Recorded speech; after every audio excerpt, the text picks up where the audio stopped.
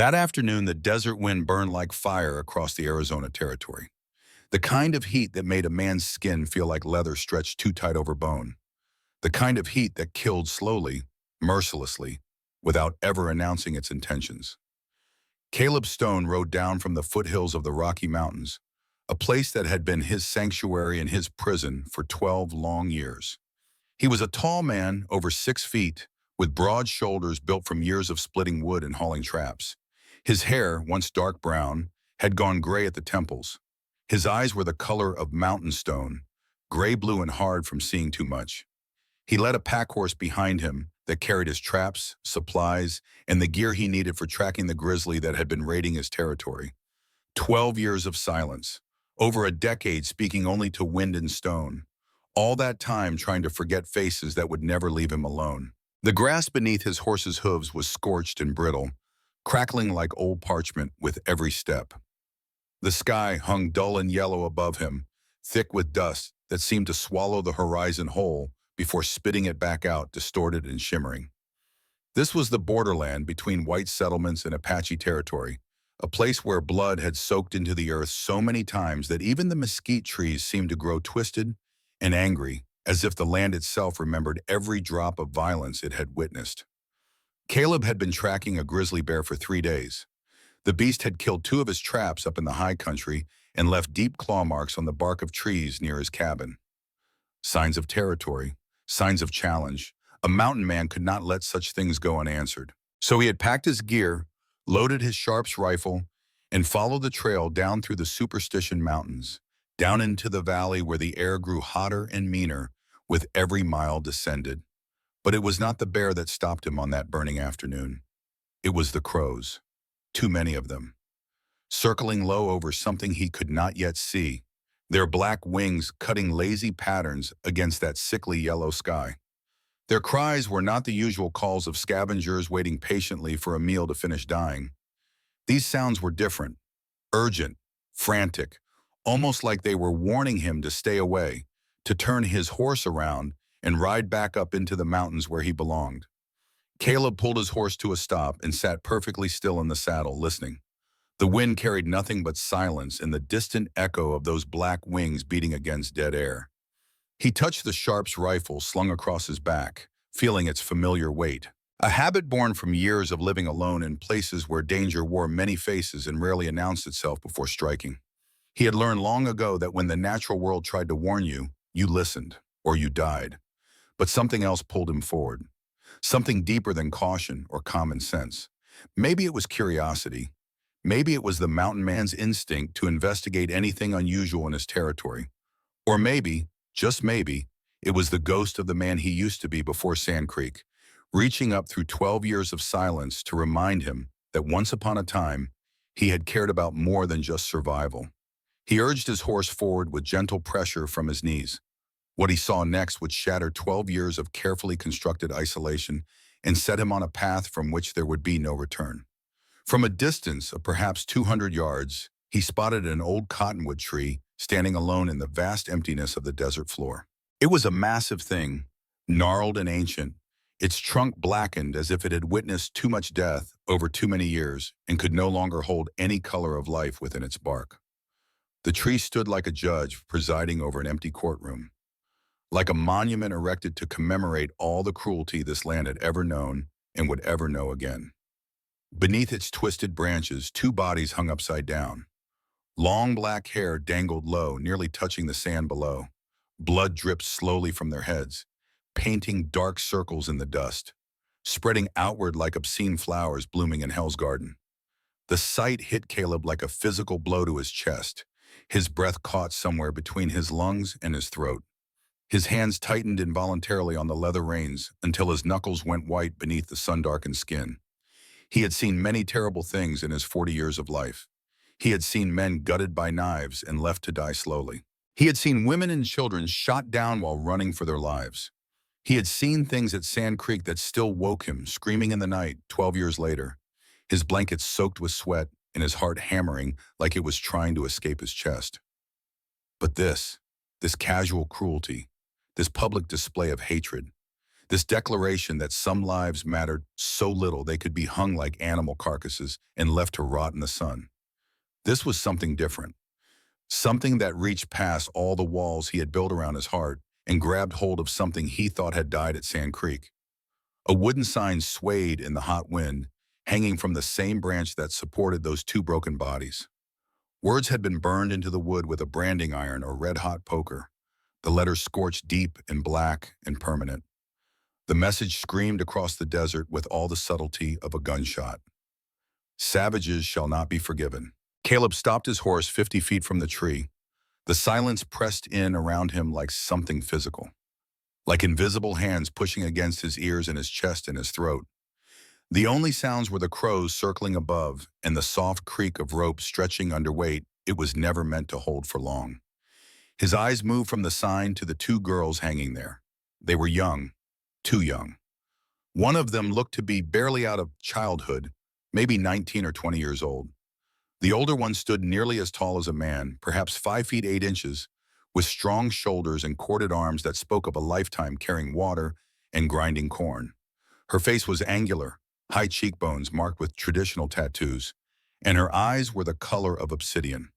Both wore the simple cotton dresses common among Apache women who traded with white settlements. Both had their hands tied behind their backs with rough hemp rope that had cut deep grooves into their wrists. Both had been hung by their ankles from that ancient cottonwood, left to die slowly from the blood rushing to their heads, from the desert sun cooking them alive, from the simple cruelty of men who believed that some human beings were less than human. One of them was still conscious, the older one. Her dark eyes were barely open, just thin slits against the glare of sun and the pounding agony in her skull. Her lips were cracked and bleeding. Her voice, when it came, was rough and strained, pushed through a throat that felt like it had been scraped raw with sandpaper. "Do not cut the rope. They are still around." The words hung in the air between them. A warning, a threat, a piece of information that could save his life or cost him everything, depending on what he chose to do with it. The dry wind carried the smell of blood and gunpowder and human suffering. Caleb looked around slowly, carefully, his eyes scanning the empty desert in every direction. Not a soul in sight. Just empty land, dead grass, jagged rocks, and that relentless yellow sky pressing down on everything. But that did not mean they were alone. Men who did this kind of thing rarely went far. They liked to watch. They liked to see their victims suffer. They liked to make sure no one interfered with their particular brand of justice. Caleb sat in his saddle for a long moment, weighing his options with the cold calculation of a man who had learned to think carefully before acting. He could ride away, pretend he had never seen this, go back up into his mountains and his silence and his careful isolation from a world that had proven itself capable of unimaginable cruelty. That would be the smart choice, the safe choice, the choice that would keep him alive to see another sunrise. But then he thought about Sand Creek, about standing on that ridge at dawn, watching Colonel Chivington's 700 soldiers attack a peaceful Cheyenne village, watching women run with babies in their arms, watching children try to hide in the creek that would forever after bear the name of that massacre, watching old men wave white flags and American flags, begging for mercy that never came. He thought about how he had stood frozen on that ridge, telling himself he was just a scout, just following orders, just doing his job. How he had convinced himself that the blood was not on his hands because he had not pulled any triggers himself. How he had been lying to himself for 12 long years. His hand moved to his belt and drew the rusty hunting knife he had carried since his first season, trapping beaver up in the high country. The same knife he had used to skin countless deer and elk. The same knife he had used to carve his name into the doorframe of his cabin, marking his territory the way that grizzly bear had marked its own. He nudged his horse forward with his knees. The younger girl was unconscious, her face pale as winter snow, her lips turning blue from lack of proper blood flow. The rope had cut deep into her ankles, so deep that bone showed white through torn flesh. Blood had dried in dark streaks down her legs, painting her simple cotton dress with evidence of how long she had been hanging there. Hours at least, maybe since dawn. The older one, the one who had spoken, watched him approach with eyes that held no hope, only the kind of exhaustion that comes from suffering so long that death starts to look like mercy instead of defeat. Her dark eyes tracked his every movement, like a wounded animal trying to decide if this new presence represented salvation or just another predator come to finish the job. Caleb reached up with his knife and pressed the blade against the first rope. The hemp fibers were thick and strong, designed to hold weight far greater than a single human body. He had to saw back and forth several times before the strands began to part.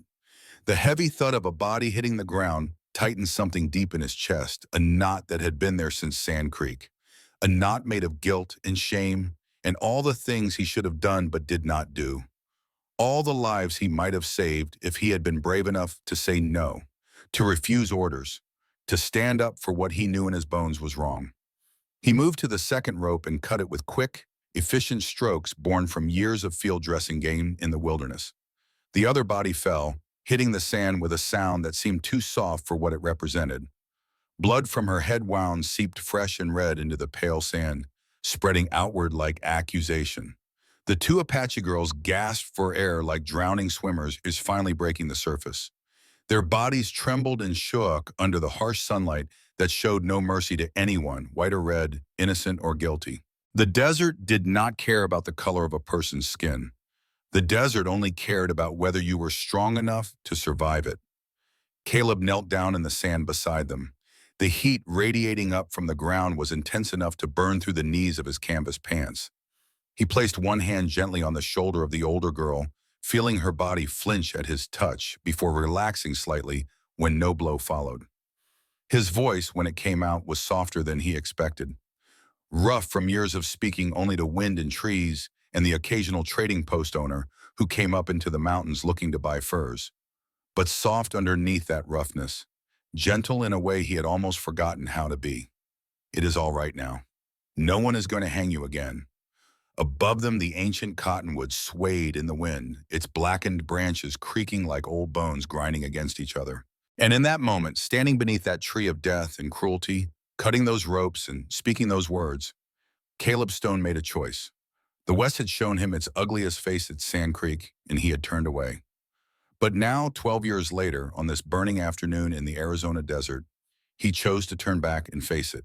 The West chose someone to stand against itself. The older girl coughed violently, her body convulsing as air rushed back into lungs that had been working overtime to keep blood flowing to organs that desperately needed it. She turned her head slowly, painfully, and looked up at him. Her eyes were dark brown, almost black, and sharp as obsidian blades even through the haze of pain that clouded them.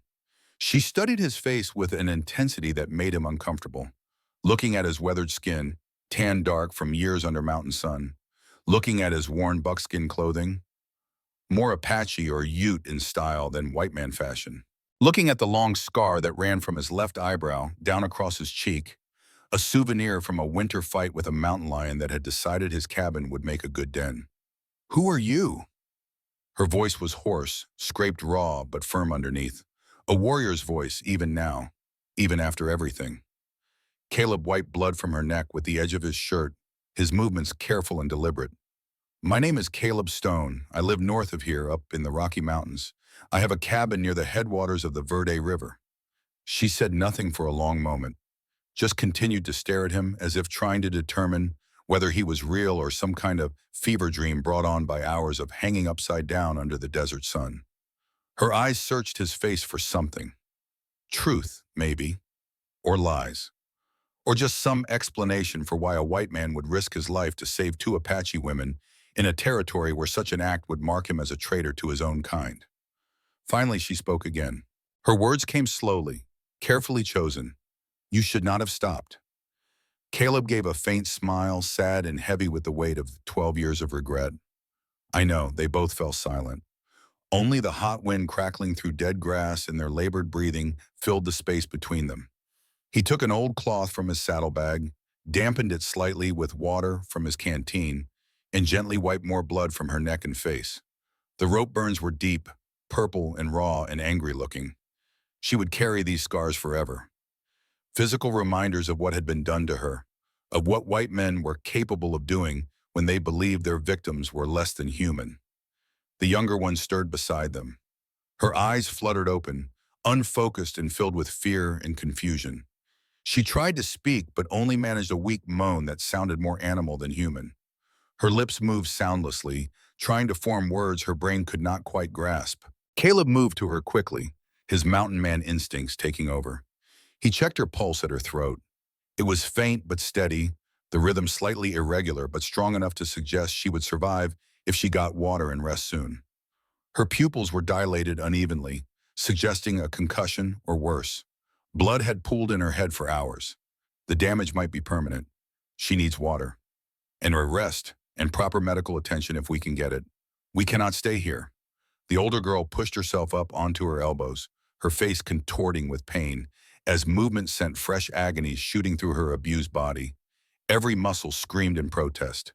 Every nerve fired distress signals that her brain was too overwhelmed to properly process. She looked at him with those sharp, dark eyes. Why? Why did you save us? Caleb looked back at her, really looked at her. He saw strength there that reminded him of the best soldiers he had served with in the cavalry. The kind of strength that got tested in fire and came out harder instead of breaking.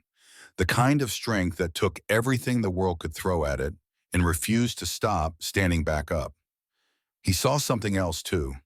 He saw a person, a human being, not a savage, not an enemy, just someone who had been hurt badly and was trying to understand why a stranger had chosen to help instead of hurt. Because no one deserves to be hung like an animal. The words came out before he could stop them. Simple, direct, true. The older girl turned away, facing the empty desert. For a long time she said nothing. The wind blew sand across the ground in little spirals and devils. A crow called from somewhere above them. The sun continued its slow march across that yellow sky. When she finally spoke, her voice was barely above a whisper. So quiet he almost missed it under the sound of wind. It is the first time I have heard a white man say that. Those words hit Caleb harder than any bullet ever had, because he knew they were true. He knew that in this territory, in this time, most white men would have ridden past this tree without a second glance. Or worse, they would have stopped to make sure the job was finished properly. He knew because he had been one of those men once at Sand Creek, standing on that ridge, watching, doing nothing. Caleb lifted the younger girl, Ciala, onto his riding horse. He helped Nihara mount the pack horse. Then he swung up behind Ciala. The younger one, barely conscious, leaned heavily against his chest. He could feel her heart beating fast and irregular through her thin cotton dress. The older one sat stiff and alert in front of him, her eyes constantly scanning the horizon for any sign of movement that might mean danger was returning. She did not trust him. He could feel the tension in her body, could see the way her hand kept drifting toward the knife that was no longer at her belt, probably taken by whoever had hung her from that tree.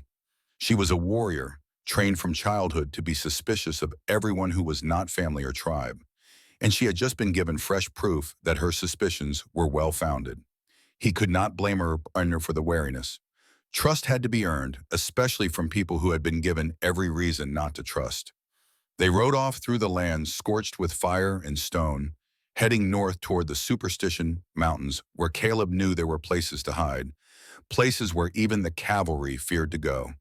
The day was drawing to a close. The sun sank behind the western mountains, painting the sky in shades of red and orange that looked like blood thinned with water. Like the earth itself was bleeding from wounds that would never properly heal.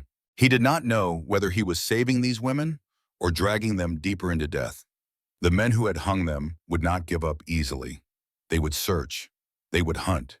They would bring every resource they had to bear on finding these two Apache girls and the mountain man who had dared to cut them down.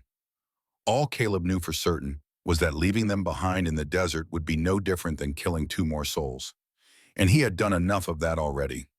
12 years ago, at Sand Creek, when he stood frozen and watched instead of acting, the memory rose up like dark water threatening to drown him.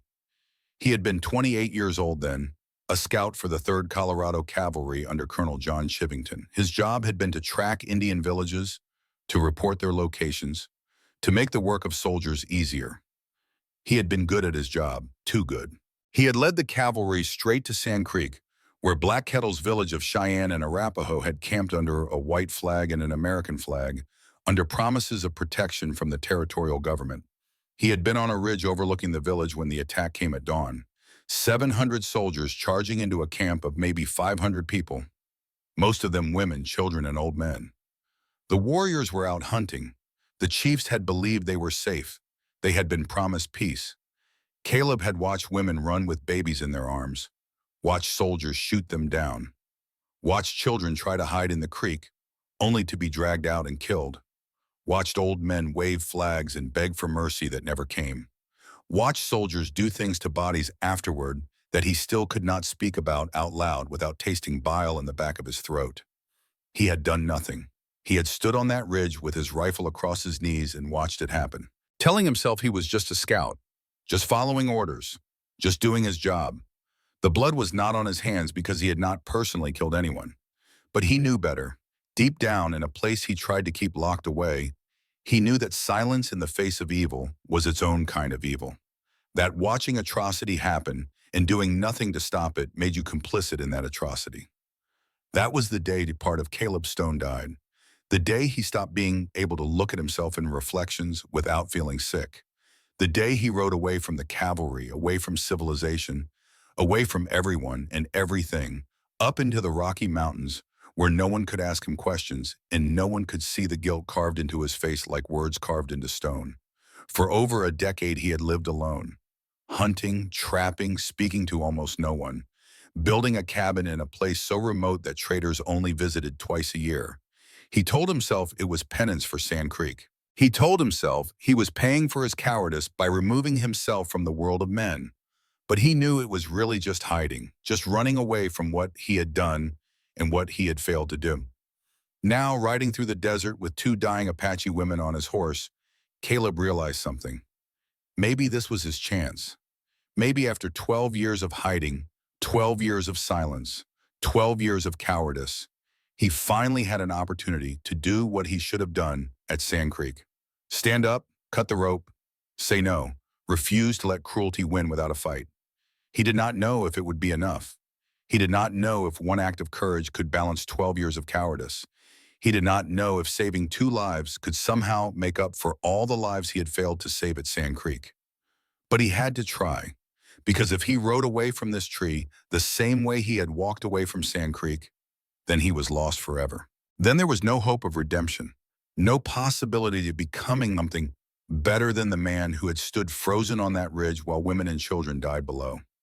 The old rest stop came into view as the last light bled from the sky like the day itself was wounded and dying. The structure had once been used by Mexican traders moving goods up from Sonora into Arizona territory, back before the war with Mexico, back before everything became about borders and territories and whose land was whose. Now it was nothing but a rotting shell, abandoned and forgotten, slowly being reclaimed by the desert that surrounded it on all sides. The wooden door hung crooked on rusted hinges that screamed protest when Caleb pushed it open. The roof leaked in a dozen places, evidence of winter rains that had found every weakness in the old construction. But the stone fireplace in the corner still stood solid and intact, and there were a few tattered blankets piled against one wall, left behind by previous travelers who had used this place as shelter. It would do. It had to do. Caleb dismounted carefully and lifted the girls down one at a time, his movements gentle despite the urgency he felt building in his chest. The younger one, Ciala, was burning with fever now, her skin hot enough to feel through layers of clothing. Her lips were cracked and bleeding, her breathing shallow and rapid. The older one, Nihara, could barely stand, but she forced herself upright anyway, leaning heavily against the rough stone wall for support. Pride and strength, even in defeat, especially in defeat. He brought them water from his canteen, tilting it carefully to their lips. The younger one drank desperately, water spilling down her chin and soaking the front of her torn dress. The older one took the canteen slowly, her eyes never leaving his face, still watching for any sign of threat or deception. Still not trusting, still being careful. Caleb gathered dry wood from outside where mesquite branches had accumulated in the corner created by 2 walls. He built a fire in the old stone hearth, his hands working from muscle memory developed over decades of living in wild places. The flames caught quickly, fed by tinder and small twigs before graduating to larger pieces. Soon the fire crackled to life, casting flickering orange shadows across the walls and providing the first real warmth these girls had felt since being hung from that tree. He pulled strips of dried venison and pieces of hardtack from his saddlebag and offered them to the girls. Food was crucial. Their bodies needed fuel to heal, to fight off infection, to rebuild blood and strength. Nihara took the food but did not eat right away. She continued to watch him with those sharp, dark, unblinking eyes that seemed to look past his face and straight into whatever soul he still possessed. She was evaluating him, deciding whether he was truly trying to help or whether this was some elaborate trick, some new form of cruelty she had not yet encountered. He could not blame her for this suspicion. After what had been done to her, after being hung from a tree to die slowly, she had every right to distrust anyone with white skin. "What is your name?" Caleb asked quietly, settling himself cross-legged on the dirt floor near the fire, but not so close as to seem threatening. Keeping distance, giving her space. "Nihara." She paused, then added with what might have been pride or defiance or both. "Wind of the mountaintop. This is my sister, Ciala." "Song of the sand." Caleb nodded slowly. "Apache names. Strong names that carried meaning, unlike the English names white people gave their children, often just recycling the same dozen names generation after generation without thought to what they meant or why they mattered. "Why were you hung?" he asked, though he suspected he already knew the answer. There were only so many reasons why Apache women ended up hanging from trees in white man territory. Nahara looked into the fire. Her jaw tightened until the muscles stood out like cords along her neck. For a long time she said nothing, just stared at the flames as if seeing something there that Caleb could not see. Memories, perhaps, or the faces of people who had done this to her. When she finally spoke, her voice had gone colder, harder, like iron that had been heated and hammered until all softness was beaten out of it. "My sister saw something she should not have seen." Caleb waited, knowing that pushing for information would only make her close up. Some stories needed time to be told. Some truths needed to be approached carefully, like approaching a wounded animal that might lash out if cornered. 3 months ago, Ciala went to Fort Bowie to trade deer meat for medicine. Our father was sick. We needed laudanum for his fever. She brought fresh venison because the soldiers always want meat. While she was there in the storage building behind the main barracks, she saw Captain Wesley Grant. He is the son of Colonel Grant, the commander of Fort Bowie. Nahara's voice grew even colder, if that was possible. So cold, Caleb felt like the temperature in the room had dropped despite the fire burning between them. She saw him force himself on an Apache woman who worked in the laundry. Then after he was finished, he killed her, strangled her with his bare hands and left her body there. Afterward, the next day, he blamed the death on an Apache raid. He said we had attacked the fort and killed one of our own people to make it look like the soldiers were responsible. He wrote it in his report, made it official, made it truth. Caleb felt his stomach turn over. A cold, sick feeling spread through his gut like poison. But it was not surprise. He had seen enough of the cavalry, had served with them long enough to know that men like Captain Grant existed.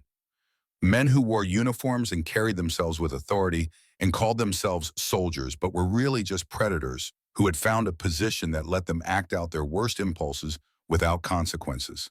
The uniform protected them. The system protected them. The assumption that white men told truth and Indians told lies protected them. Ciala ran when she saw what he did, but they caught her 2 days later. They caught both of us when soldiers came to our father's camp. They said we were spreading lies about Captain Grant. They said we were trying to start a war. They hung us from that tree to silence us. If we died, the truth died with us. Caleb clenched his fists so hard his nails cut into his palms. His knuckles went white with the pressure. Captain Wesley Grant, son of Colonel Grant. He knew the colonel. Everyone in Arizona Territory knew him. A man who had built his entire reputation on crushing Apache resistance.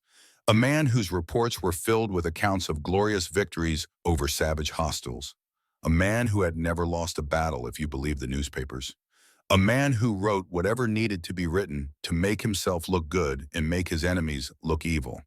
And now his son was following in his footsteps, committing crimes and covering them up by blaming Indians, killing to preserve lies. How many?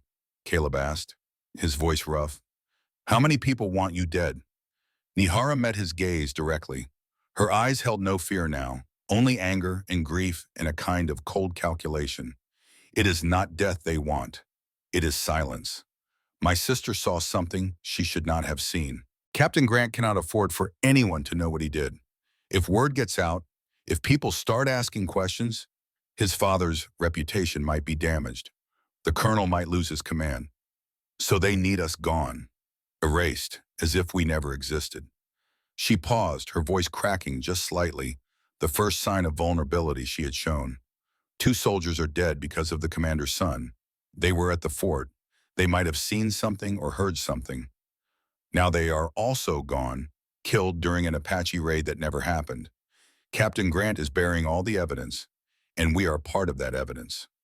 Caleb stared into the fire, watching the flames dance and twist, casting shadows that looked like ghosts moving across the walls. He thought about the women and children at Sand Creek.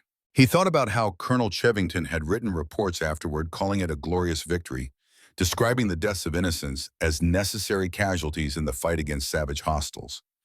He thought about how those reports had been accepted without question because the system was built to accept them. The system always protected men like Colonel Grant and Captain Grant. The system always assumed that white men in uniform told the truth and everyone else lied. He looked at Nahara, saw the rope burns on her neck that would scar forever, saw the exhaustion and pain in her eyes, saw her sister lying unconscious and fevered nearby. And he made his choice. Your people call me what? A white man? A mountain man? She nodded slowly, still wary but listening. Good, because I am going to get you out of here. Both of you. I know these mountains better than anyone. I know trails that even the Apache do not use. I can get you to Mexico if we move fast and stay smart. Nihara's eyes widened slightly, the first real surprise he had seen from her drawing. You owe us nothing. Why would you risk your life for 2 Apache women? Caleb looked her straight in the eyes, his voice low and rough with emotion he had kept bottled up for 12 years. No, but I owe myself one time where I did not turn away. One time where I did something instead of nothing. One time where I chose to be brave instead of being a coward. He did not tell her about Sand Creek. Not yet. But she seemed to understand anyway. Seemed to recognize something in his face or his voice that spoke of old guilt and desperate need for redemption. Outside, the wind howled through the rocks like the voices of all the ghosts this land had accumulated over decades of violence. That night, as the fire in the hearth slowly died down to glowing embers, Caleb kept watch over 2 strangers. A warrior and a child who had not yet fully grown into womanhood. 2 people who should have been his enemies according to every rule and custom of the society he had been born into. But he did not see enemies. He saw people who needed help. And for the first time in 12 years, he felt like he was doing something that actually mattered. Something that might, in some small way, begin to balance the cosmic scales he had tipped so far toward but evil at Sand Creek. He knew from this moment on, the entire territory would see him as a traitor. Wanted posters would soon carry the name Caleb Stone. A price would be put on his head. He would never be able to return to his cabin in the Rocky Mountains. Never be able to live the quiet life of isolation he had built so carefully over 12 long years. But for the first time in 12 years, since that terrible November day, Caleb Stone felt like he was truly alive. The second morning came slow and painful, like waking from a nightmare, only to find the nightmare was still there, waiting.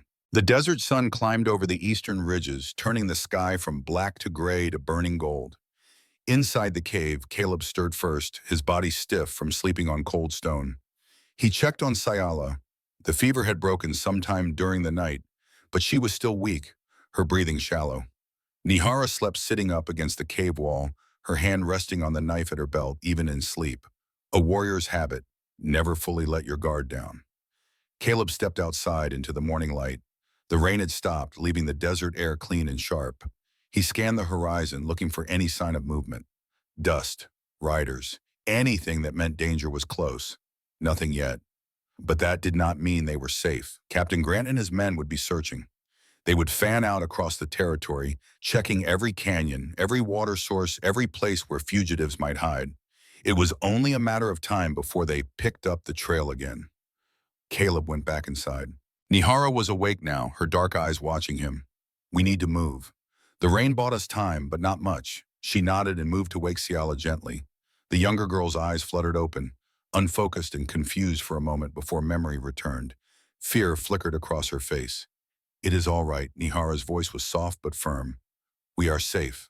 For now. Caleb helped them pack what little they had. He refilled the canteens from a small seep in the back of the cave. The water was cold and tasted of minerals, but it was clean.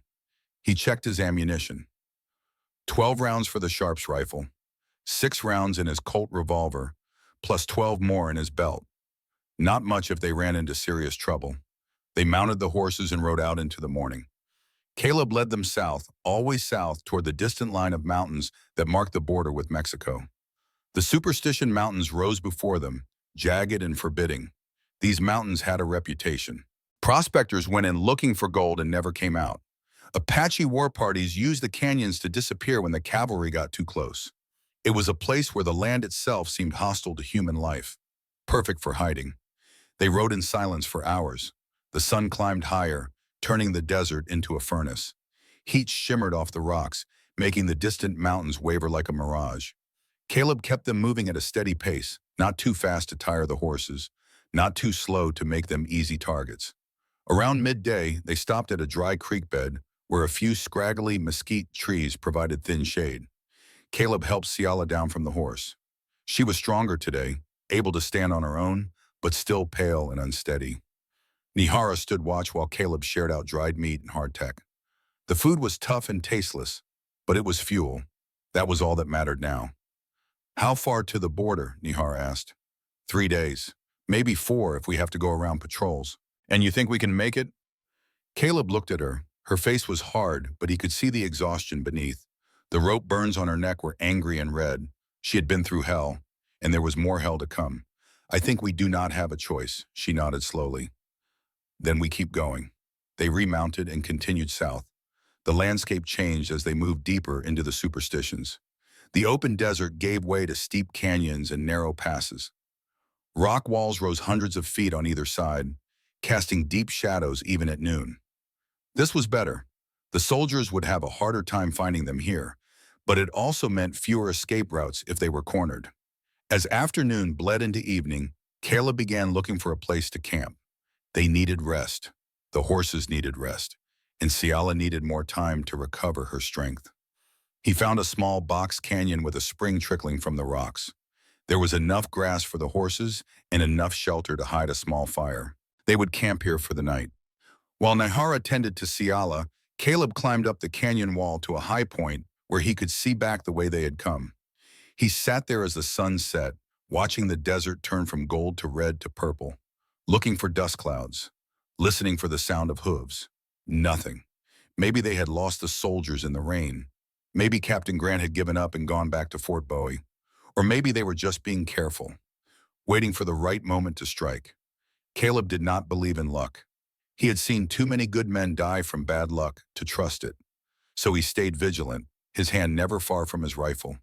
When full dark came, he climbed back down to the camp. Nihara had built a small fire, carefully positioned, so the smoke would dissipate before rising above the canyon walls. She had also set snares around the perimeter using strips of rawhide and small bells. If anyone approached, they would hear it. Smart. Caleb had not expected that level of tactical thinking. But then again, she was Apache. Her people had been fighting a guerrilla war against the cavalry for decades. They knew how to survive when the odds were stacked against them. Ciala was asleep, wrapped in Caleb's coat. She looked so young lying there, maybe 19 years old. She should have been learning to weave baskets or tend crops or whatever Apache girls did in times of peace. Instead, she was running for her life because she had witnessed a white man's crime. The injustice of it burned in Caleb's chest.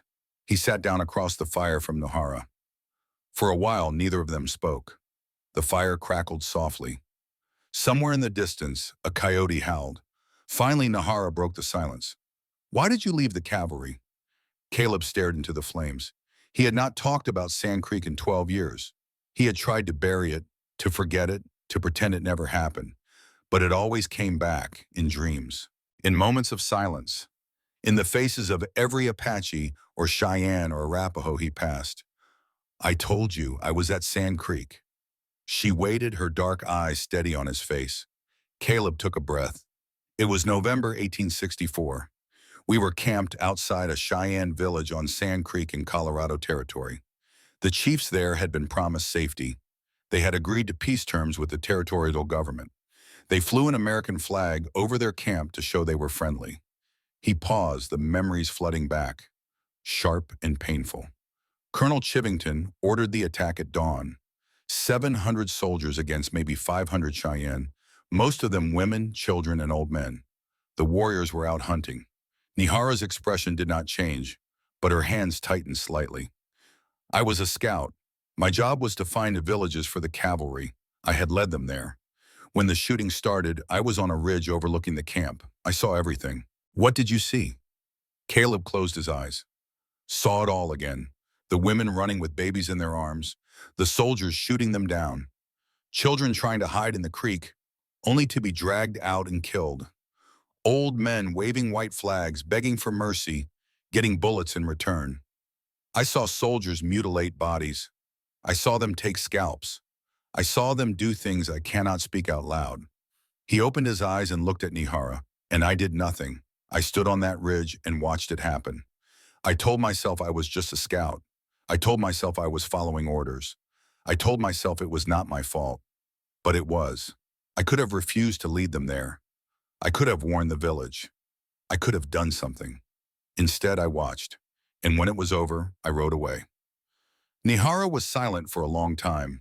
When she finally spoke, her voice was quiet but hard as stone. My grandmother was Cheyenne. She survived Sand Creek.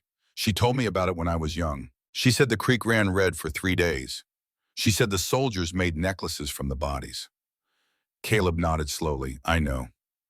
I saw them wearing those necklaces later, bragging about what they had done, calling themselves heroes. That was the day I left the cavalry. I went up into the Rocky Mountains and never came back down. I thought if I lived alone, if I never spoke to anyone, if I never got involved in anything again, maybe I could forget. Maybe I could stop seeing their faces. Did it work? No, good. You should not forget. Forgetting is how men like Captain Grant happen. Forgetting is how places like Sand Creek happen. Caleb looked at her. She was right. Forgetting was not the answer. It never had been. I'm not trying to erase what I did. I know I cannot. But when I saw you and your sister hanging from that tree, I knew I could not stand by again. Not this time. Nihara nodded. Then you are not the same man who was at Sand Creek. Caleb hoped that was true. He hoped that somewhere in the last 12 years, in the silence and solitude of the mountains, he had become someone different, someone better. But he would not know for sure until this was over.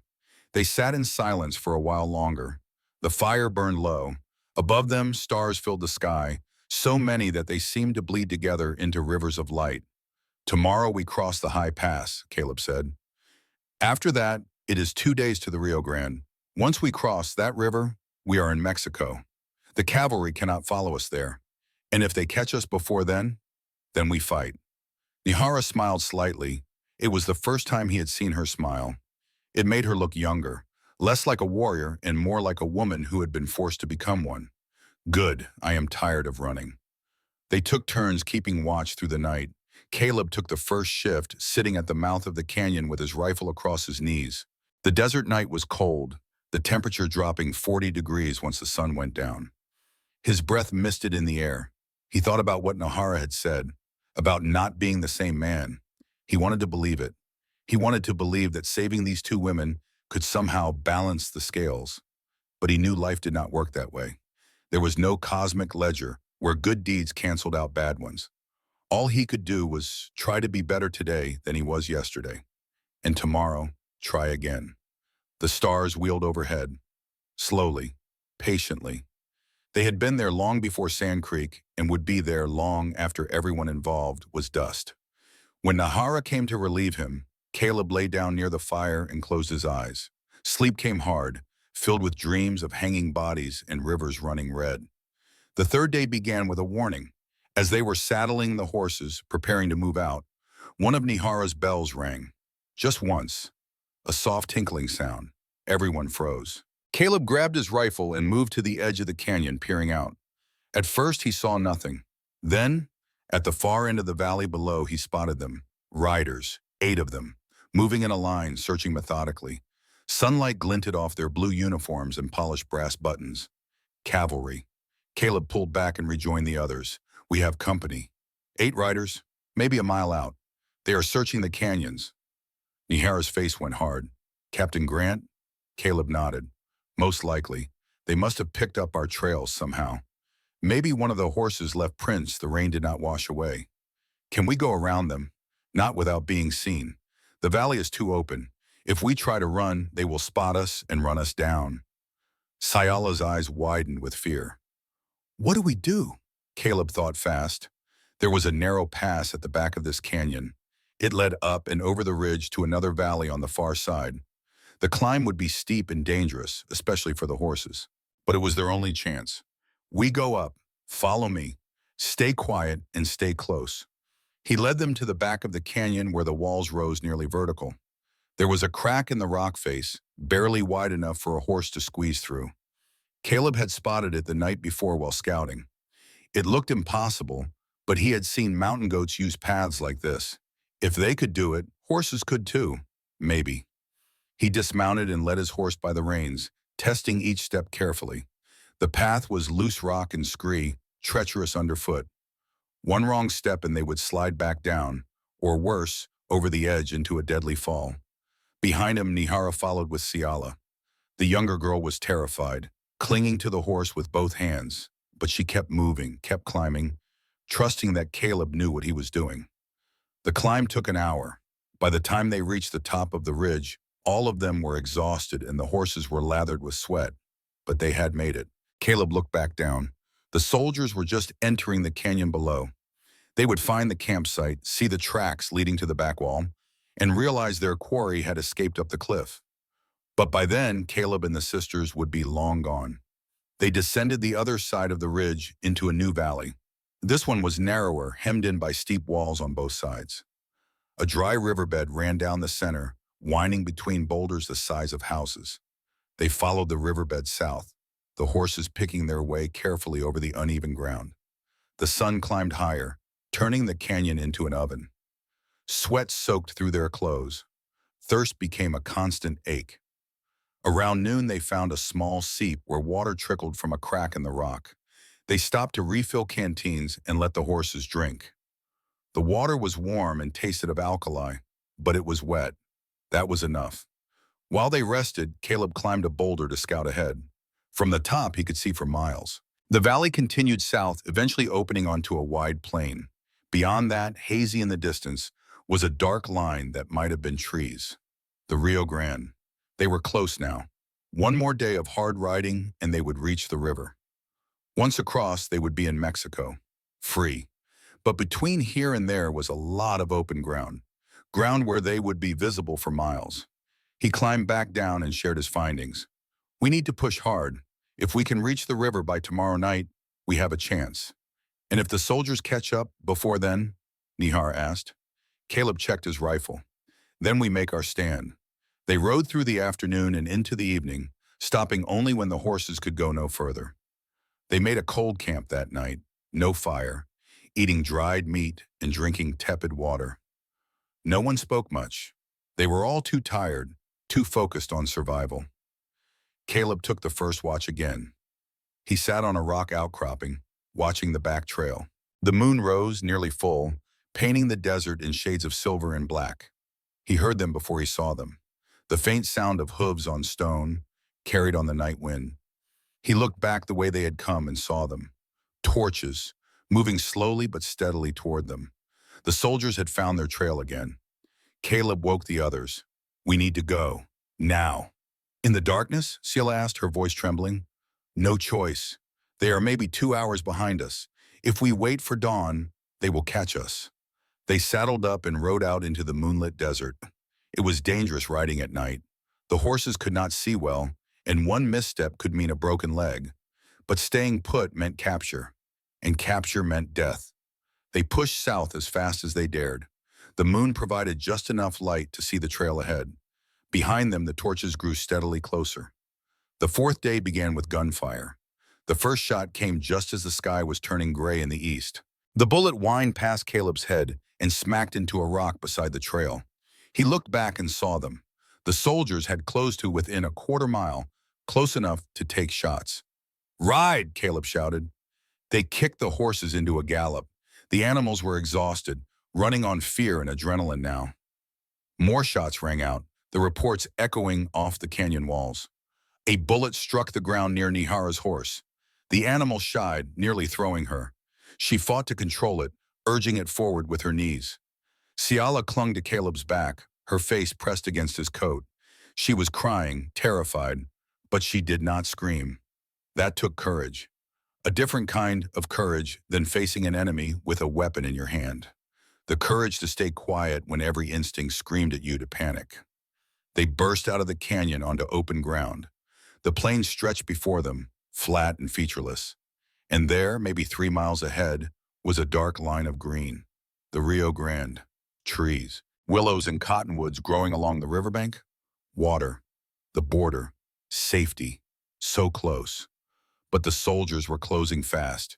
Caleb could hear the pounding of hooves, the shouts of men urging their mounts forward. He risked a glance back. 9 riders now. Captain Grant must have called in reinforcements. They were fresh, their horses strong, and they were gaining. Caleb made a decision. He pulled his horse to a stop and swung down from the saddle. "What are you doing?" Nihara shouted. "Buying you time. Keep riding. Do not stop. Do not look back." "No, we stay together. If we all run, they will catch us. If I slow them down, you might make it." Nihara's eyes blazed with fury. "I will not leave you. You have to. Your sister needs you. Get her to Mexico. Tell her story. Make sure Captain Grant pays for what he did." Caleb pulled the Sharps rifle from its scabbard and found cover behind a large boulder.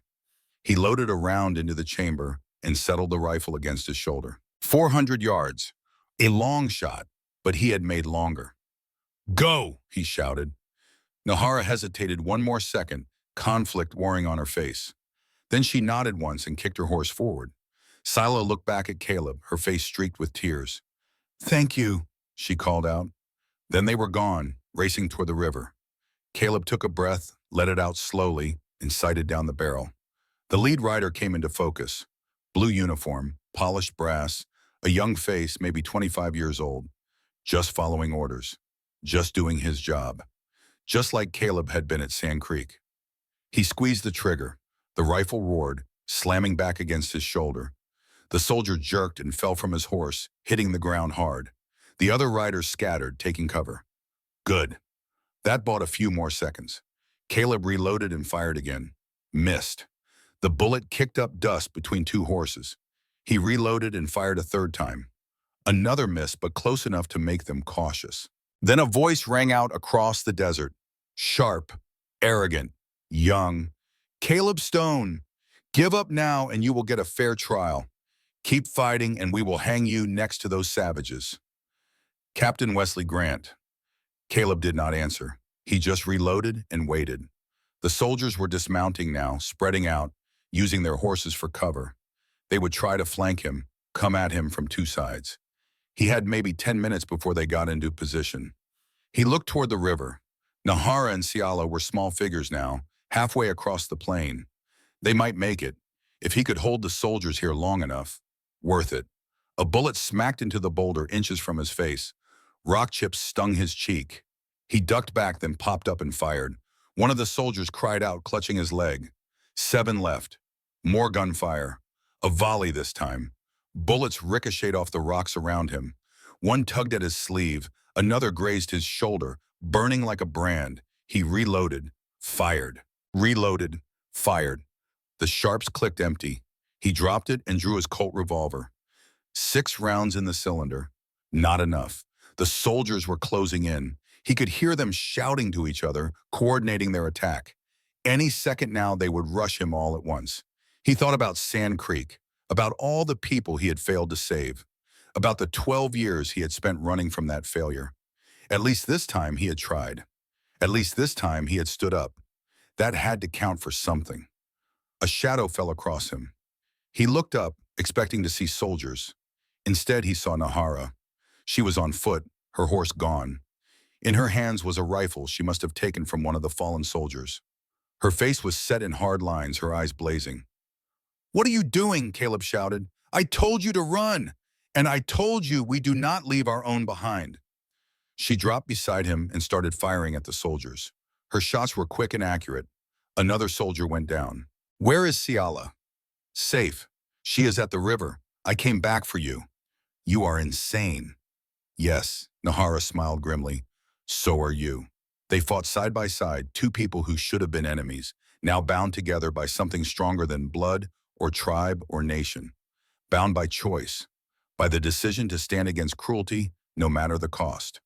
The soldiers rushed them, 7 men charging across open ground, firing as they came. Caleb and Nihara met them with everything they had. Bullets flew, men shouted, the world became noise and smoke, and the sharp smell of gunpowder. Caleb felt something hit his shoulder, hard, like being kicked by a mule. He looked down and saw blood spreading across his shirt. A lot of blood. The impact threw him backward. He hit the ground hard, the breath knocked out of him. The sky above was impossibly blue, peaceful. Strange how beautiful the world looked when you were dying. "Caleb!" Ciala's voice, distant and desperate. Nihara's face appeared above him. She was shouting something, but he could not hear over the ringing in his ears. She pressed her hands against his shoulder, trying to stop the bleeding. Everything went gray, then black. When Caleb opened his eyes again, it was dark.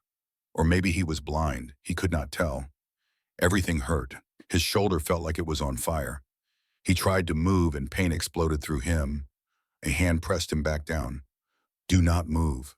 The bullet is out, but the blood is still fresh," Nihara's voice. He was not dead then. Somehow. Where? His voice came out as barely a whisper. "In a crevice, the soldiers are gone. They think you are dead. We dragged you here when night fell. Ciala, safe. She is here," his eyes adjusted to the darkness. He was lying in a narrow crack between two boulders. Nahara knelt beside him, her hands covered in blood. His blood. Ciala sat nearby, tears streaming down her face. "You should have left me." Nihara's eyes flashed. "Shut your mouth. If you are not dead, you do not get to talk like you are." She had torn strips from her shirt and bound his wound tightly. The cloth was already soaked through, but the bleeding had slowed. "You came back. Why? Because you saved us, and because you are not like the others. You see us as people. I failed at Sand Creek, but not here, not today." Nahara's voice was fierce. "Today you stood up. That is what matters." Caleb closed his eyes. The pain was overwhelming. But underneath it, he felt something else. Something he had not felt in 12 years. Peace. Maybe redemption was not about erasing the past. Maybe it was about what you did today. Right now, in this moment. He had made his choice. He had cut the ropes. He had run when he needed to run and stood when he needed to stand. And 2 women were alive because of it. That had to count for something. They stayed hidden in the rocks through the night. Nihara kept watch while Ciala sang softly in Apache, a healing song maybe. Or a prayer. Caleb could not tell, but her voice was beautiful, like water flowing over stones. When morning came, Nihara helped him sit up. The world spun for a moment, then steadied. His shoulder throbbed, but he could move his arm. "Can you ride?" "I can try." "Good. Because the Rio Grande is half a day from here, and we are going to cross it." They retrieved the horses, which had scattered during the fight but not gone far. Caleb needed help mounting, but once in the saddle, he could stay upright. They rode south through the morning. Slowly now, no one chasing them. The soldiers had given up, convinced their quarry was dead in the rock somewhere. By afternoon, they saw it. The Rio Grande running red and fast through a wide valley. Trees lined the banks, the first real trees they had seen in days. And on the far side was Mexico. Freedom. They reached the river as the sun began its descent. The water was high from recent rains upstream, the current strong and dangerous. But there was no going back. Caleb urged his horse into the water. The cold was shocking after the desert heat. The current grabbed at the horse's legs, trying to pull them downstream. Nihara followed, one arm around Ciala, the other gripping the reins. They waded deeper. The water rose to their waists, to their chests. Midway across, Caleb's horse stumbled. Maybe it stepped in a hole, or maybe the current was just too strong. Either way, Caleb lost his seat and went under. The cold water closed over his head. The current spun him around, disorienting him. His wounded shoulder screamed in protest. He could not tell which way was up. Strong hands grabbed him, pulled him to the surface. Nihara, her arm locked across his chest, hauling him toward the far bank. She was stronger than she looked, or maybe she was just more stubborn than the river. On the bank, Ciala knelt, reaching out, her voice cutting through the roar of water. "Do not leave him. We have not yet reached the place where the wind blows." Nihara pulled harder. Caleb helped as best he could, kicking weakly. Together, they fought the current and won. They collapsed on the southern bank, soaked and gasping. Mexico. They had made it. Ciala threw her arms around both of them, sobbing, "We did it. We are safe." Caleb lay on his back, looking up at the sky. Clouds drifted past, white against blue. Beautiful. He had forgotten how beautiful the world could be when you were not running from it. Nihara sat beside him, wringing water from her hair. "From now on, no white man calls us savages. No one." Caleb turned his head to look at her. No white man has ever said that before. Then it is time they started. They rested there by the river as the sun set, 3 people who had survived against impossible odds. Behind them was America and $500 in bounty money. Ahead was Mexico, a land that did not ask questions about your past. Their first summer beyond the border was just beginning. The rains came 2 weeks after they crossed the river, long, steady rains that fell soft and gentle for days, soaking deep into ground that had been parched for too long. The scent of fresh earth rose from the soil, bringing life back to places that had seemed permanently dead. The Sierra Madre Mountains of northern Mexico rose around them like ancient guardians, their peaks shrouded in mist and cloud, their slopes covered in pine forests that reminded Caleb of his old home in the Rockies. But this was different. This was not hiding. This was building something new. 3 people starting over with nothing but their bare hands and their determination to survive. 3 people who had been marked for death by powerful men, but had somehow found their way to a place where the past could not reach them, or so they hoped. Caleb Stone stood in a clearing beside a small river, swinging an axe at a pine tree he had marked for cutting. His wounded shoulder still ached with every swing, the muscles not yet fully healed from the bullet that had torn through them weeks ago, but he worked through the pain, letting each stroke of the axe drive away the memories of gunfire and blood and the Rio Grande's cold water closing over his head. The tree groaned and swayed. He stepped back as it fell with a satisfying crash that sent birds scattering from nearby branches. Good timber, straight and strong. It would make solid beams for the house they were building. Nihara appeared from the forest carrying a deer across her shoulders like it weighed nothing. She moved with the fluid grace of someone who had been hunting since childhood, her feet finding purchase on steep slopes without hesitation. The rope burns on her neck had begun to heal, fading from angry purple to pale pink, though the scars would remain forever. A permanent reminder of the day she had been hung from a cottonwood tree and left to die. But she was not dead. She was alive and strong and determined to build a life in this new place. She dropped the deer near the fire pit they had dug. Caleb watched as she began the practice work of field dressing the animal, her knife moving with quick efficiency. She had taught him some Apache techniques for preserving meat that he had never learned in all his years as a mountain man, ways of smoking and drying that kept food edible for months longer than his old methods. They were learning from each other, teaching each other, building something together that neither could have built alone. Ciala emerged from the half-finished house carrying a basket of wild onions and herbs she had gathered along the riverbank. She moved more slowly than her sister, still recovering from the fever that had nearly killed her. But her color had returned, and her eyes had regained their brightness. She was young and strong. Her body was healing, even if her mind still carried nightmares of what Captain Grant had done, what she had witnessed, what had been done to her because she had witnessed it. She smiled when she saw the deer. "Good hunting, sister. Tonight we eat well." Nihara grunted acknowledgement, her hands red with blood as she worked. "We always eat well now. No soldiers to take our food. No one to tell us where we can hunt or what we can kill." Caleb chopped the fallen tree into sections, his axe ringing against wood in a steady rhythm. Day by day, their sweat sank into this earth.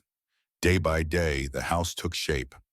Rough and uneven, yes, but steady, strong, built to last, just like the three people building it. The structure was coming together slowly but surely. Log walls rising one beam at a time, a stone fireplace they had built together, Caleb showing them how to select rocks that would not crack from heat, Nihara teaching him patterns she had learned from her father about directing smoke. A roof of pine branches layered thick enough to shed rain. It was not fancy, it would never appear in any photograph or painting meant to show the civilized advancement of the frontier. But it was theirs, built with their own hands, belonging to no one but themselves. One afternoon, as storm clouds gathered over the mountains and the first drops of rain began to fall, Caleb pulled something from his saddlebag. The old wooden sign he had taken from the cottonwood tree, the one that had hung above Nihara and Siala as they died slowly in the desert sun.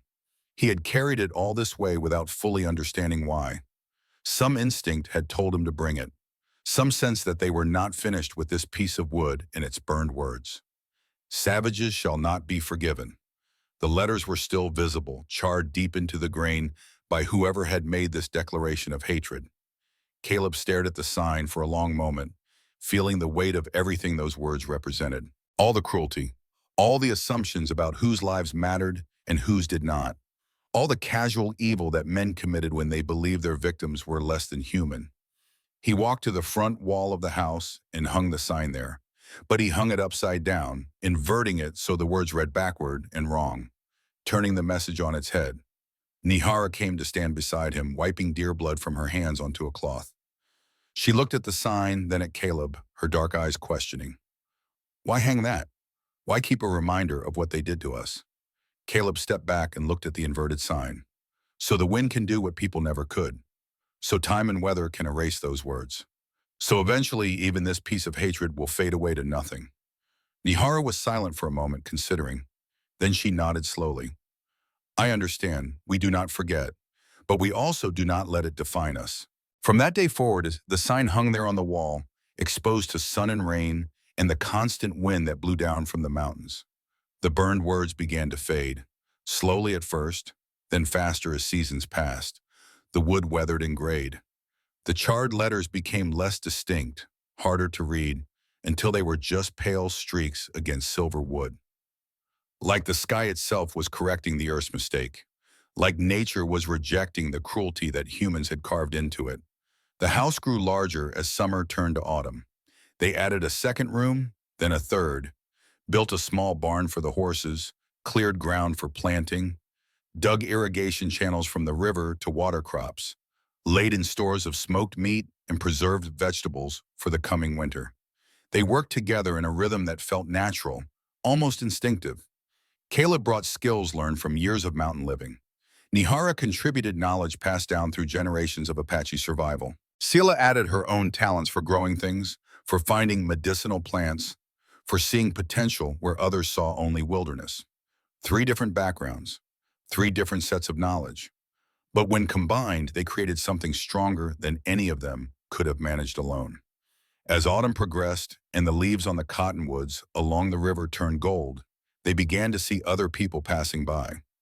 Mexican families heading north to find work, Apache groups moving south away from increasing cavalry pressure in Arizona, traders carrying goods between remote villages, and children, lost children, orphaned children, children who had been separated from their families by war or disease or simple bad luck.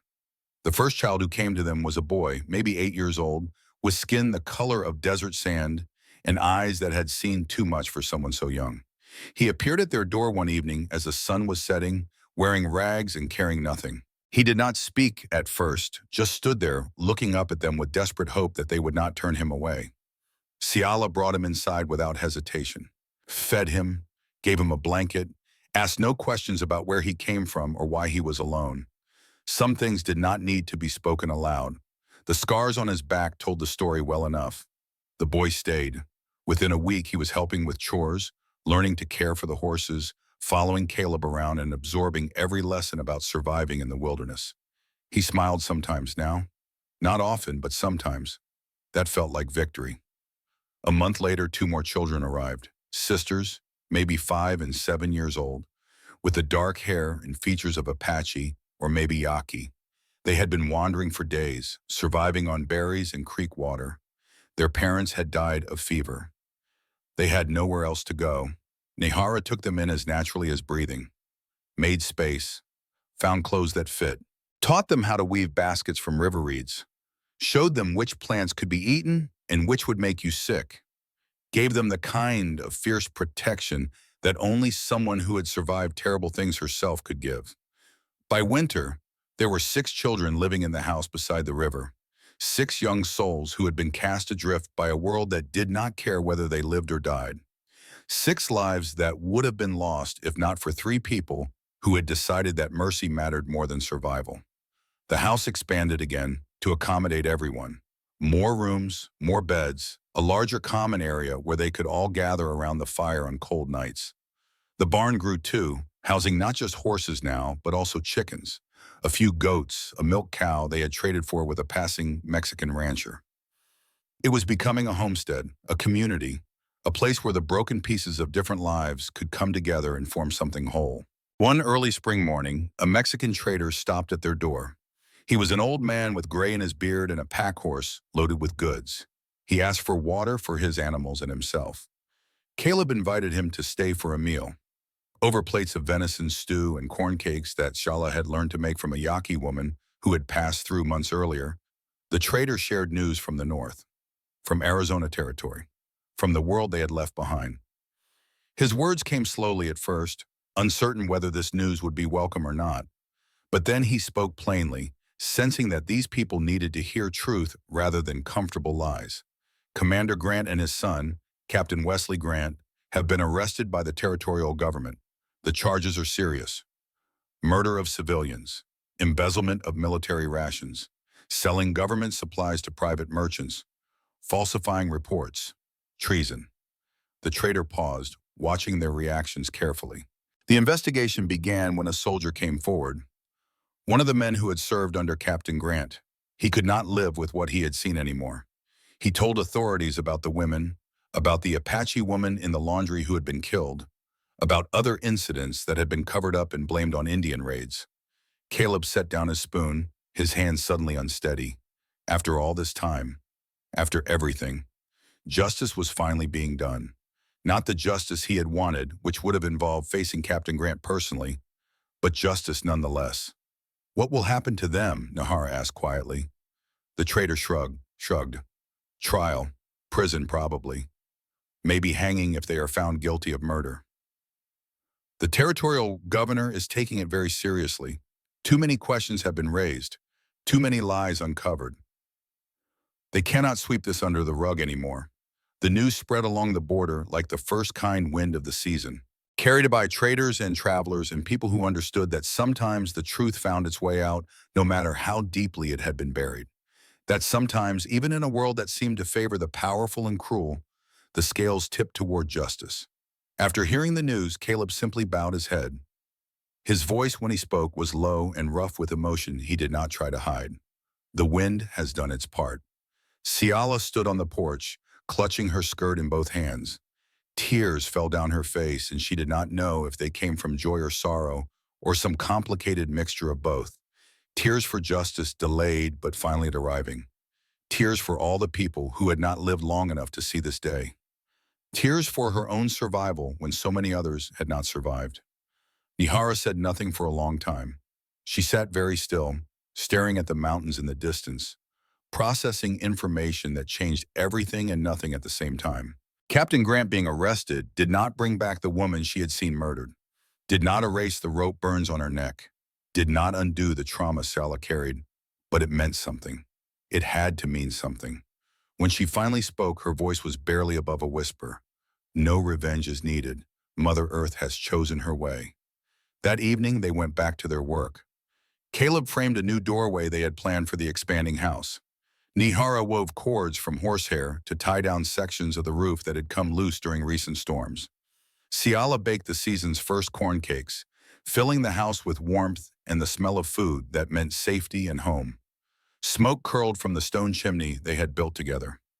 Golden light from lanterns spilled across the wooden walls, illuminating faces that were sun-worn but peaceful. Faces that had known terrible suffering but had not been broken by it.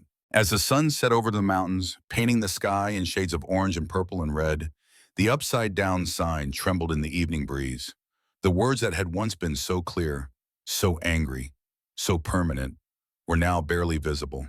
Just faint lines in weathered wood, shadows of hatred fading away. Caleb looked at the sign and smiled gently, something he had not done often in his life, but was learning to do more frequently now. That is enough. Even the past knows when to be quiet. Night fell over the Sierra Madre. The breeze drifted in through open doors and windows, carrying mist from the river and the scent of pine forests. The three of them sat on the porch they had built with their own hands, listening to crickets hum in rhythm with their breathing, with their heartbeats, with the quiet satisfaction of people who had survived when survival seemed impossible. No one spoke of vengeance anymore. That hunger had been fed by the news from the north, by knowing that truth had finally been heard and justice was being served. What they spoke of now were simpler things, better things.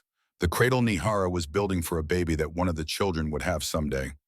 The corn that was nearly ready for harvest. The possibility of trading for seeds to plant apple trees come spring. They spoke of the future instead of the past. That felt like freedom. Years passed. The Rio Grande continued to flow between two countries, caring nothing for borders drawn by men or wars fought over land. The wooden house by the river changed, growing bigger and brighter, and filled with more laughter than seemed possible for a place that had begun with so much pain. Caleb Stone was an old man now, his hair completely gray, his beard long and white. His hands were still rough and calloused from decades of work, always fixing fences or mending tools or showing children how to split wood properly. The scar on his face had faded but never disappeared, a permanent reminder of the mountain lion that had tried to make his cabin a den all those years ago. He moved more slowly now, his joints stiff from old injuries that never quite healed right. The shoulder where he had been shot still ached when storms approached. But he was content in a way he had never been during his years alone in the Rocky Mountains.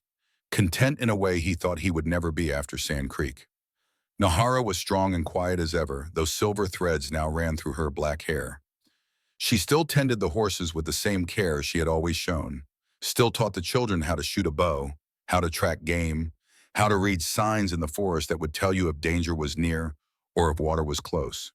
She wore her rope burn scars openly, never trying to hide them with scarves or high collars. They were part of her story, part of what had made her who she was. Ciala, gentle and patient, watched over the hearth and raised the children who continued to arrive at their door. Some came alone, walking out of the desert or down from the mountains with nothing but the clothes on their backs.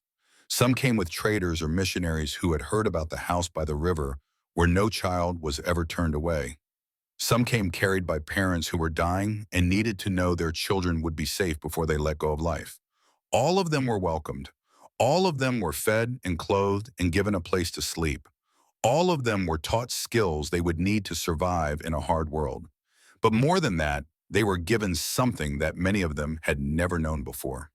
They were given love, not the conditional love that depended on behavior or obedience or usefulness, but the kind of love that said you matter simply because you exist. You are worthy of care simply because you are alive. People began calling the place Casa del Viento, the House of the Wind. The name spread throughout northern Mexico and southern Arizona, carried by travelers and traders and people who understood that names held power, held meaning, held truth about the places they described. At the House of the Wind, no one asked about your skin color, your bloodline, or your past. Any soul who came was welcomed, given food and water and a roof to sleep under. The only requirements were simple: work hard, treat others with respect, help those who need help the way you were helped when you needed it. Children with red skin, white skin, brown skin ran around the yard chasing chickens and playing games that blended Apache traditions with Mexican customs, with skills learned from a mountain man who had once believed he was beyond redemption. They spoke a mixture of languages, switching between Apache and Spanish and English, depending on who they were talking to and what they wanted to say. Some of the children called Caleb abuelo, grandfather in Spanish. The word felt strange at first. He had never expected to be anyone's grandfather, had never imagined living long enough or earning the right to be called by such a title. But he grew into it, learned to accept the love and respect it represented. Some called Nihara Big Mama, a name that made her smile despite her usual stoic demeanor. She who had been hung from a tree and called savage, who had been marked for death by powerful men, was now the fierce protector of dozens of children who saw her as safety incarnate. And everyone called Ciala Sister Song, remembering the meaning of her Apache name. She sang while she worked, taught the children songs in 3 languages, hummed lullabies that soothed nightmares and eased fears. Her voice had become the sound of home for children who had forgotten what home felt like. In the evenings when work was done and the sun painted the mountains gold before sinking below the horizon, Caleb sat on the wooden steps of the porch and watched smoke curl into the sky from the stone chimney, watched children play in the yard, listened to laughter echo off the mountains, heard Sayala singing in the kitchen while she prepared dinner. All around him was evidence of life continuing, of hope persisting, of goodness existing even in a world that often seemed determined to crush it. On the porch wall behind him, the old wooden signs still hung upside down. The words, "Savages shall not be forgiven," had faded almost completely now, worn away by years of sun and rain and wind. Only the faintest burn marks remained, visible only if you knew where to look and what you were looking for. Most of the children never noticed it. Those who did usually asked what it said, why it was there. Caleb always told them the truth. Told them about the day he found Nihara and Ciala hanging from a cottonwood tree. Told them about the cruelty that had been done and the choice he had made to stand against it. But he also told them how the wind had erased those hateful words, how time and weather had proven stronger than human cruelty, how nature itself seemed to reject the message that some people were less deserving of life than others. The children listened carefully to these stories, understood that they were part of something larger than themselves, that they lived in a place built on the foundation of people who had refused to let hatred win. One evening, as the last light faded from the sky and the first stars appeared overhead, Caleb spoke quietly to the mountains, to the wind, to whatever forces in the universe might be listening. The wind has erased it all. Nihara sat by the window inside the house, firelight dancing in her dark eyes. She heard his words and responded, her voice carrying the wisdom of someone who had survived hell and come out stronger. No one forgets, Caleb, but forgiveness does not mean forgetting. It means choosing not to let the past poison the future.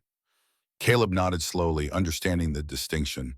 They would never forget what had been done to them, what they had suffered, what they had lost. But they had chosen not to become the kind of people who perpetuated that cycle of hatred and violence. They had chosen to build instead of destroy, to heal instead of hurt, to create a place where mercy was stronger than revenge. Yes, because the wind still blows, but it does not bow.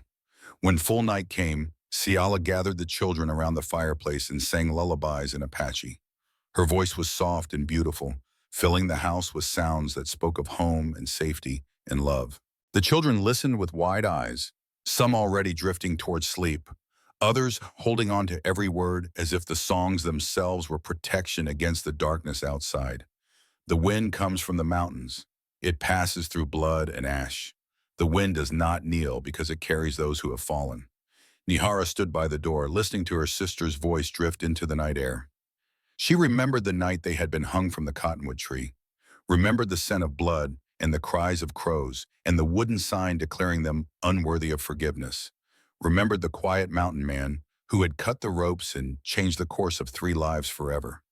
She whispered, speaking to the earth itself, to the spirits of ancestors, to the memory of all those who had not survived to see this day. We are free now, free from hate. The moon rose over the Sierra Madre, casting silver light across the river and the house and the land they had made their own through years of hard work and determination. Caleb turned off the lanterns one by one, checked that the doors were secure, and looked back at the home full of warmth and laughter and love. In the darkness, a breeze from the northern mountains touched the old wooden sign, making it sway gently on its nail.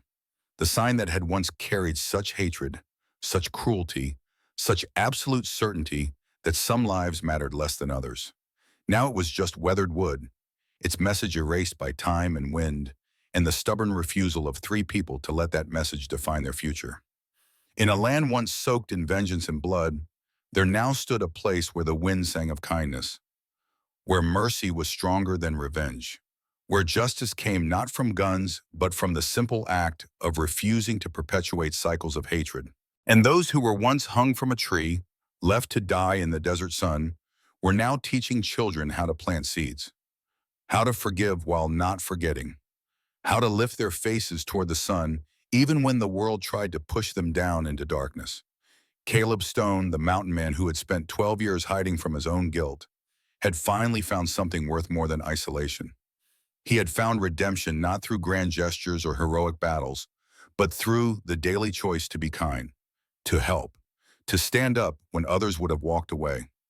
Nihara, the Apache warrior who had survived being marked for death by powerful men, had built a place where power no longer came from violence, but from the strength to protect the vulnerable, where being strong meant using that strength to shelter others rather than dominate them. Siala, who had witnessed terrible evil and been punished for telling the truth, had learned that truth eventually finds its way into light no matter how deeply it is buried.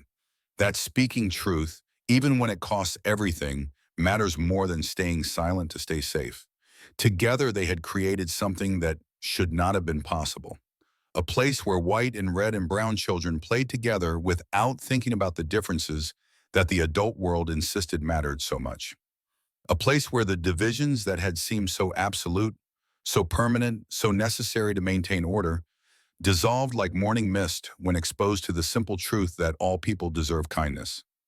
My friend, some people do not need fame or recognition or history books to remember them. They simply choose to do what is right when doing what is right costs them everything. Caleb Stone, Nihara, and Siala did not win with guns or violence. They won with kindness. They did not take lives, but their mercy was what forced justice to finally act. Their survival became testimony that could not be ignored. Their refusal to stay silent eventually made silence impossible for everyone else. In the burned-out desert where hatred had hung two women from a tree, compassion became the rare water that keeps souls alive. The daily choice to be kind, to help, to refuse to let cruelty have the final word, that was the real victory. And if ever you find yourself feeling alone in this world, feeling like kindness is weakness and mercy is foolishness, remember the wind never kneels. Remember that gentleness is not the same as weakness. Remember that some of the strongest people who ever lived were those who chose compassion when violence would have been easier. Remember the house of the wind, where three people who should have been enemies became family, where children who should have died grew up strong and capable and kind, where an old wooden sign slowly lost its hateful message to weather and time, proving that even the deepest hatred can be erased if you are patient enough and stubborn enough and brave enough to keep choosing love. The wind still blows through the Sierra Madre Mountains, carrying stories now instead of ashes, singing of mercy instead of rage. It remembers three people who cut ropes, crossed rivers, and built a home where home should not have been possible. And in that remembering, in that singing, in that gentle but persistent blowing, the wind teaches us that redemption is always possible, that it is never too late to choose differently, that one act of courage, one moment of standing up instead of walking away can echo through generations. The wind does not kneel, but it lifts up those who have fallen, carries them to safety, helps them build new lives from the ruins of old ones. And that, my friend, is how kindness changes the world. Not all at once, not with thunder and lightning, but slowly, persistently, one choice at a time, one life saved at a time, one child given hope at a time. The House of the Wind still stands in the mountains of northern Mexico. Its story is still told by old-timers who remember. Its lessons are still passed down through families whose grandparents once found shelter there when they had nowhere else to go. And somewhere on a porch wall weathered by time hangs an upside-down sign whose words have faded in almost to nothing. A reminder that hatred, no matter how deeply it is burned into wood or carved into stone or written into law, cannot withstand the patient erosion of wind and time and people who refuse to let it stand.